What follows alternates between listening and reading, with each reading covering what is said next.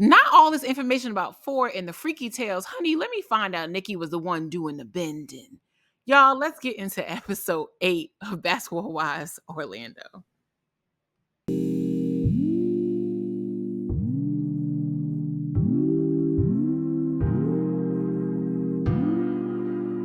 Oh, quick question, crew. So we are back and these basketball wives. Anyway, so Nikki and Neek know each other. I mean, who knew? And essentially, Nikki is talking with Neek. Neek is coming over to the VH1 bungalows, honey. So she just walked down 3 or 4 apartments, and they're sitting down to have a discussion about the fact that Nikki went online and she was spazzing out. And we talked about this at the very beginning of the season about how Nikki went off because her ex-4 was on Angela Yee's podcast, as well as somebody had exposed that 4 was on OnlyFans. I don't really know what this has to do with Nikki. It doesn't really seem like it has a lot to do with it. Maybe further on in the episode we'll understand. But either way, Nikki felt the need to go online and expose or try to expose additional information about his life. Although he was pretty candid on both interviews, it really didn't make any sense to me. She keeps trying to use this narrative that she was triggered by their relationship. To be honest with you, it's like, if you ever watch Black Ink, I just don't see how this was personally affecting her. I feel like in a lot of their relationship, she constantly inserted herself in his personal business, even with other situations and people. Like they showed a scene when she was talking to Neek when she had showed up to the cabin that the Black Ink staff was staying at, and like just having a good time and fun for that weekend. And she decided to show up with one of the other guy's girlfriends to try to insert herself into the situation. And it's like she constantly did that throughout the show. And I never really understood that dynamic. And she voluntarily stayed with Four. Like he didn't force her to ever like get back together or whatever. They would break up and then get back together, and she would constantly be in that mess.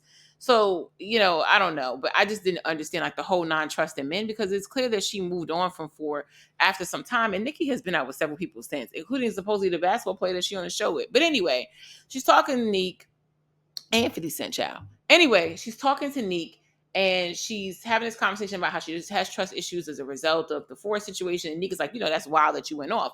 Also, you talked about Milan on there, and obviously that was something that came up when they were at the salon and her and Milan got into it. And so she says she doesn't have a problem because Milan body shamed her. And I'm sorry, I just don't have any empathy in this situation either, because she called Milan a Oopa Loopa. So you body shamed her first, and then she came back on that ass, and you didn't anticipate that she would go ahead and throw a picture of you up there, and then that's when you got upset. And I think she put it in a group chat, but you disrespected her in the group chat. I'm not finna show you no respect after you disrespect me. Like, ma'am, move me with your feelings. So Neek basically says that her and Nikki have known each other for a while, and this is their first time kikiing. I didn't know that they even knew each other. So it is what it is. But Nikki talks about the fact that she has trust issues. Neek says, well, look, do you think maybe sitting down with Ford would help to heal that? And I have to tell you, I think this is a fake thing. I think that this is only being done by VH1 because, one, they could get Ford because obviously he was on Black Ink, and VH1, MTV, the whole Viacom situation, they were able to get them together and try to cross over to a certain degree, even though Black Ink is no longer on. Number two, I think that they're trying to curve the fact that Nikki used the F word when she talked about Four. So Nick basically says, like, girl, do you think you need some closure? Nikki starts crying. She says, I don't think that sitting down with Four would give me closure because, I think therapy would, be helpful to me. Okay, girl. So they hug, we move on from the bungalows, and we head to a studio where Megan is walking in to do a photo shoot. And she's stating that, she's trying to do a version of a live podcast. She's saying her podcast has grown significantly. And she's saying that, she's trying to be positive off of the rounds of her and Milan having that argument where they both admitted that they both messy. Megan's excuse is that she gets paid to be messy because she started a podcast and she gets views for the podcast on YouTube. So her feeling is that it's okay for her to be messy because she's getting paid to be messy. Making money from being messy. I don't know if she's getting paid. Like, she's just getting views like anybody else. But that Milan can be messy because she's not getting paid to do it. It was very dumb.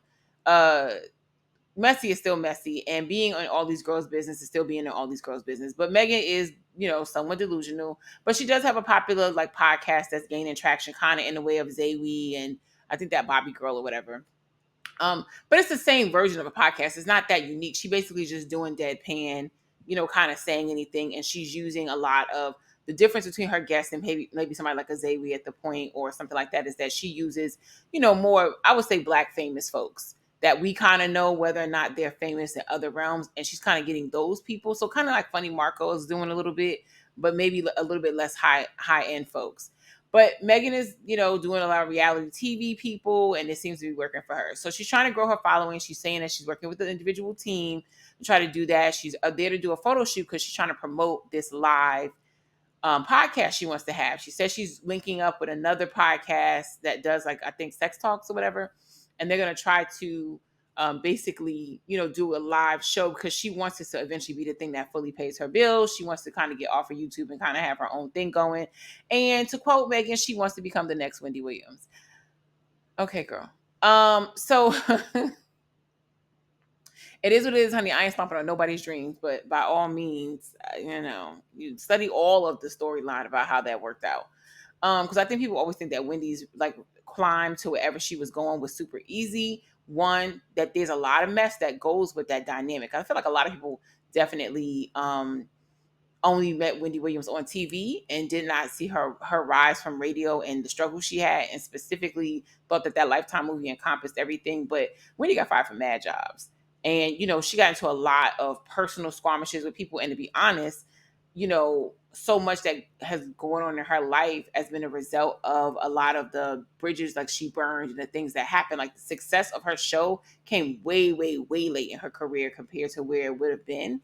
And it did come, but then look at the outcome now that it's not on TV anymore, and like sort of the darkness that befalls that situation. So it's like you got to be careful about like what you put out. I feel like in the world and energy, and like how that those things trigger and go around, and all of the other not so great sides of everything. But maybe Megan's mom is right about her just kind of wanting fame and not really paying attention to all of the things that come along with that when you sort of choose a path that could be questionable.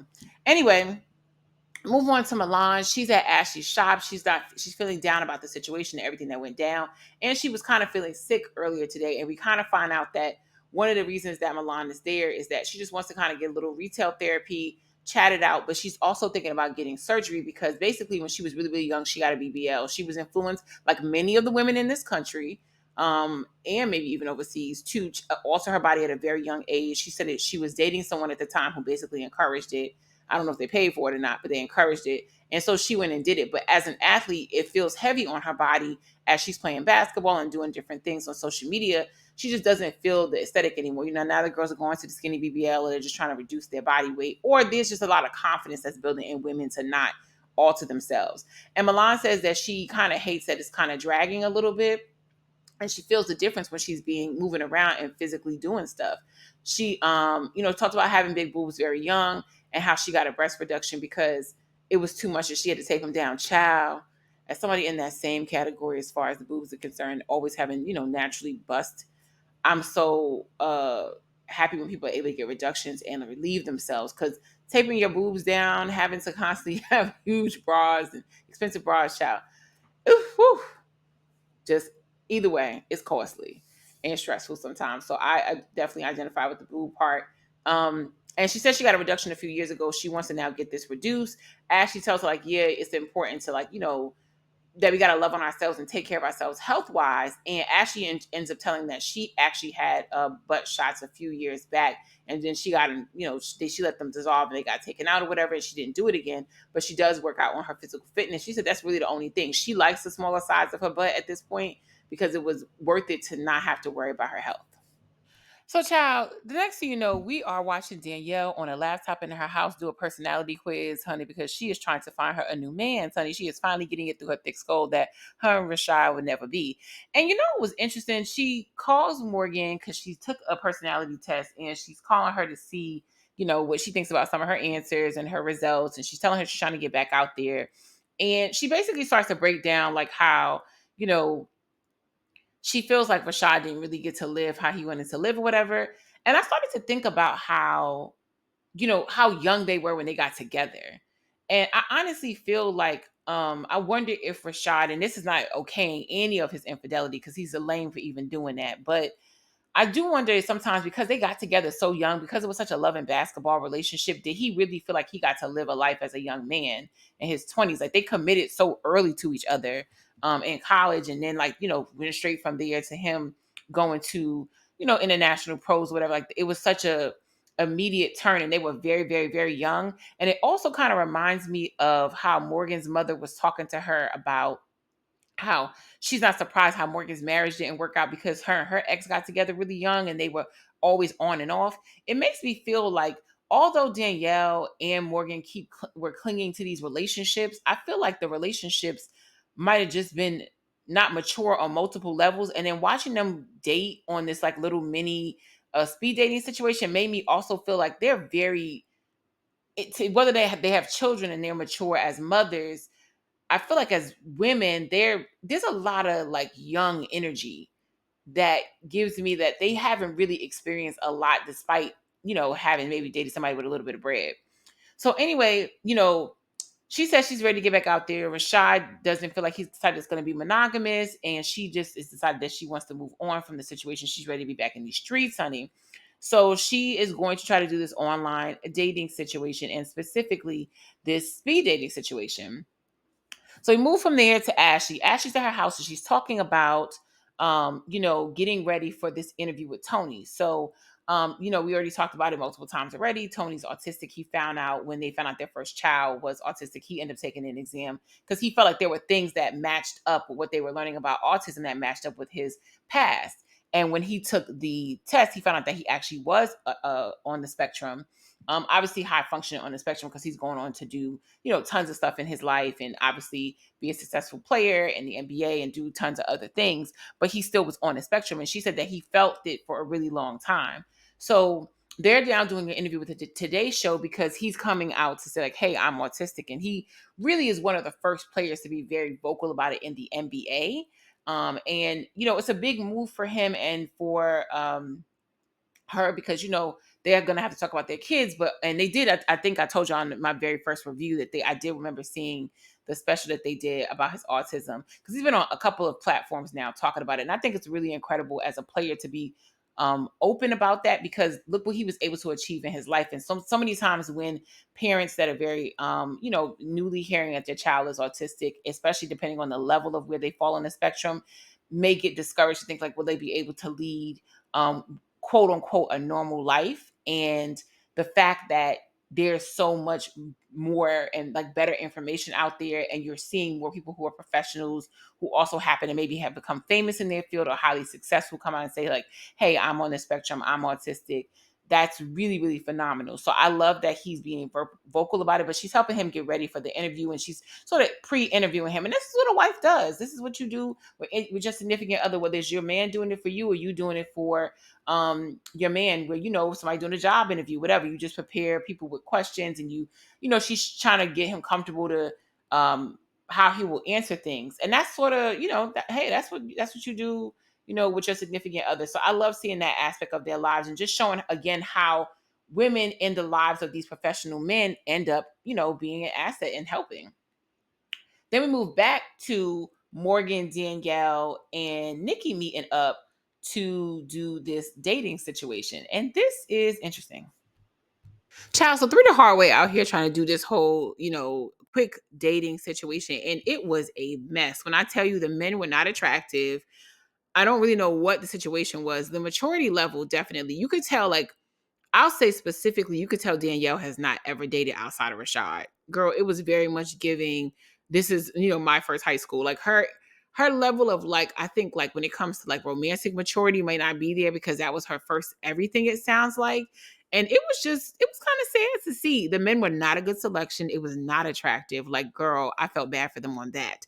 Morgan, I don't know what's going on there. Like, she was a little bit more free flowing and fun here, but her boob fell out in the middle of her talking to some guy and leaning over. I need you to wear clothes that fit properly. I don't understand showing up to a date and not, even if it's a fun, run around, table, clock in, talk to somebody thing. Girl, we're a top that fits. The fact that her titty fell out, I won't understand that. Nikki seemed completely bored. It was very obsessive, very uncomfortable with the touching. And a lot of the men kind of just seemed more fascinated by her body than they were by like talking with her and having real conversation. It was certainly like a funny moment. And I guess it was nice to see the coven not be so angry, but it was also just real kind of creepy-ish and weird. And it also let me know that they really, a lot of them, and I'll leave Nikki out of the situation with this, but I feel like Morgan and Danielle especially have not dated in a very long time because they were married, but you could tell they haven't dated in a while because it just felt like it was like two high schoolers going out for the first time. It was kind of weird. Okay, so Megan is checking out the venue with her podcast host. So she's co-hosting a podcast with like a sex podcast. We talked about that earlier, named Cocktails, and she's there with the other two hosts because they already do the whole traveling podcast, people come and see you live thing. And so she's linking up with them to check out the venue space, and they're walking around kind of giving best practices and tips for the situation. She lets them know that, she has girls coming that she doesn't know where she completely stands with them, but they better not mess up her moment or she gonna get into it with somebody, especially Milan, because she heard that she might be coming.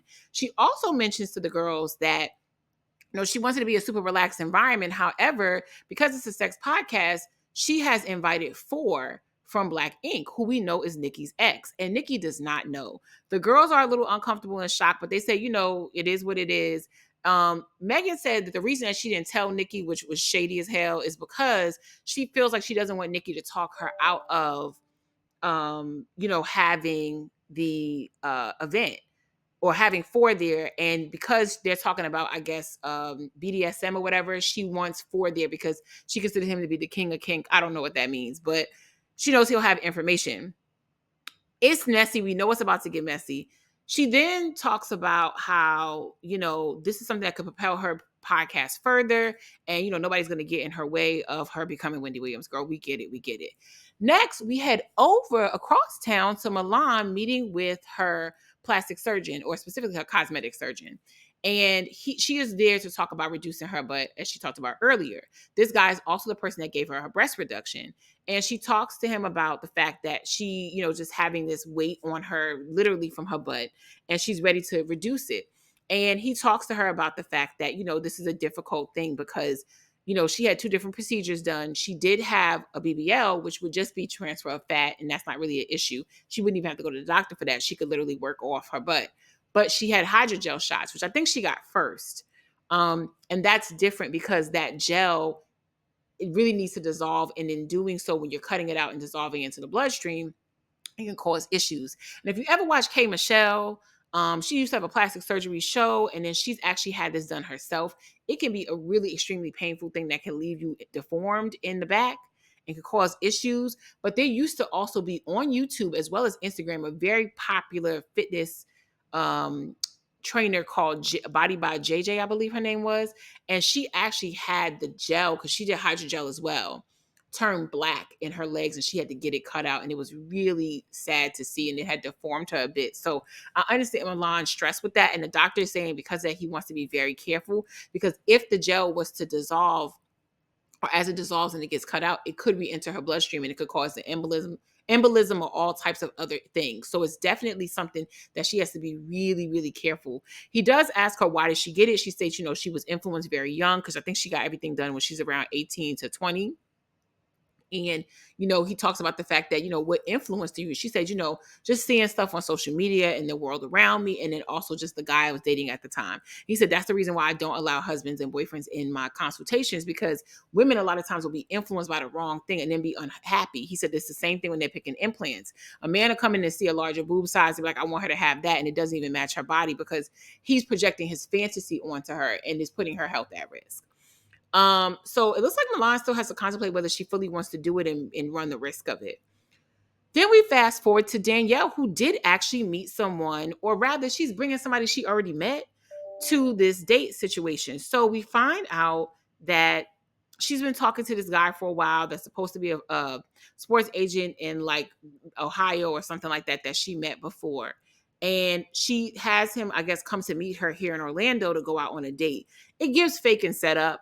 And they start talking about relationship expectations, if he's ready to put a ring on it, that kind of thing. And he says that he is. It's like a back and forth thing. But honestly, it just feels like a fake date. This man just comes out of nowhere. If that was the case, why did you go through this whole fake date situation. It feels like a storyline a thing, but they've been kicking it for a while. He says he is ready to put a ring on it. He likes her vibe. They're having a good conversation, but it's an empty bar situation. So this date was really nothing. So it's the night of the podcast, and the girls are just not completely really feeling Megan because they know she's messy as hell, and she's been messy for a minute, and they just not really feeling the entire situation. So they're taking things with precaution, but they want to come support her in the podcast. First up is Lindsay. She arrives initially and she knows she's pregnant, sitting down there just trying to make sure everything goes smooth. Honey, she can't be in the middle of no fights while she's carrying a child in her stomach. But she does try to find out from Megan if she talked to Nikki because they've already got around that she basically invited for. Now, I don't think Nikki completely knows about it, but a few of the girls do. Next show up Ashley and Milan. And of course, Megan has already said that, Milan is welcome, but if she starts some BS, it's going to be something. And she's going to have her escorted out. And she ends up sitting and talking with Ashley. They both see each other look cute and they have a seat. Last, Morgan shows up and so does Nikki. Now, Danielle's not there because she is on a date. And honey, Mackenzie is super happy when she walks in and finds that out. She said, child, if she be on a date with somebody else, she'd be out of me and Rashad's face. So good God, hope it works. And so the ladies have a seat. They're not all feeling each other. Nikki's not really happy to see Milan because they got into it last time. And she's like, I didn't even think that you got along with Megan. So why are you even here? Kind of energy. She don't say it to Milan's face. She kind of said it inside her head. But, she's trying to understand and figure it out. Surprisingly, Morgan does greet Ashley. Ashley doesn't look directly at her, but she says hello and they're cordial and they have a seat. Everybody's kind of dressed a little bit sexy except for Morgan. But Nikki's dressed extremely flashy and very short skirtish, and she has this bright red outfit on. Everybody else is wearing black. And so they have a seat. The podcast begins. The two initial hosts from Cocktails end up introducing themselves and saying to everybody hey, welcome to the podcast. And then of course they chat with Megan. Megan and them have a seat. They introduce themselves, and then they bring out their last guest of the night. And Megan describes him as the king of kink, honey. And out walks Four. And the girls are surprised, the ones that did not know. And Nikki seems surprised. I can't really tell. So we know that Four definitely showed up because earlier in the night, when Megan came in, Four and her had a chit chat, and they said it was a long time coming, trying to kind of resurface the fact that, he wanted to be doing the podcast for her for a while, and it just happened to be the moment that they could do it together. Not that this was just something she was trying to spring on Nikki. At least that's how she's trying to make it appear. She does say that Ford hit her up inside of her chat when the whole controversy about him came online. So of course Nikki is like, oh my God, this is crazy. She talks to us about the fact that she told Megan a while back about her troubles, with Ford in the relationship, and also she's disappointed that she did not give her a heads up because she knows their history. Why would you spring this on me just for content? She feels like more and more Megan really isn't anybody's friend. And Mulan was trying to tell them that. Several of the girls trying to tell them that. But when you hate somebody, then you don't pay attention to what somebody else is doing, honey. So Megan being messy, per usual. Nikki's a little bit pissed. And the rest of the girls are just sitting here oh, let's watch the show go down. So she asked Ford a series of questions about his sexual situation and how this all came to be. He says that he's living the most free life that he can live at this moment, that he used to go through a lot of depression. And if you ever watch Black Ink Crew, you know that Ford almost attempted suicide. He's going through a lot mentally and a lot of mental health challenges on the show, and just been through a lot of drama in his life, period. Both him and his brother. But Ford struggled with coping with certain things, and he almost, took his life at one point. So he said that he's the freest he feels like he's ever been. He's living his truth. She asked him about whether or not he's, straight or bi. He says that he's open. He says that he didn't mention that he was not straight, but he said he's open. At the same time, he hasn't done anything, I think, with any men, but he does do, things with women that are kind of freaky. He talks about the different things that he does. You could tell Nikki's kind of embarrassed because he starts talking about, levels to which he's had things done to him sexually, and those heightened levels going to different places. He hasn't done everything, but he feels like a lot of the things he's done in his relationships have opened him up to where he is now in his life. And I was wondering if Nikki was just nervous he was going to say something about her with him. It's very, very interesting. Anyway, Nikki's increasingly embarrassed. She's increasingly pissed off with Megan. Megan asks him, what is he really into deep? And he starts being very descriptive, which is the point of the podcast, but it's not certainly something you want people to hear. And the girls are freaked out. They're like, oh, I didn't know he was that freaky. I'm not sure I want to sit here and watch my ex describe this. And Ashley's like, look, there's a way you could talk about this without being too messy. But for the podcast purposes, that's what it's there for. However, should these ladies have been invited to it is the question. They look half embarrassed, and most of them are for Nikki. And they really hate that Megan was messy and didn't tell her. So Ford continues to tell his story, honey. All the ladies are sitting there aghast at the things he is saying. And that is the end of the episode. So let me know what y'all think. How did y'all feel about this episode? Y'all think Megan is messy as hell? Do you think she's just as bad as Milan or worse?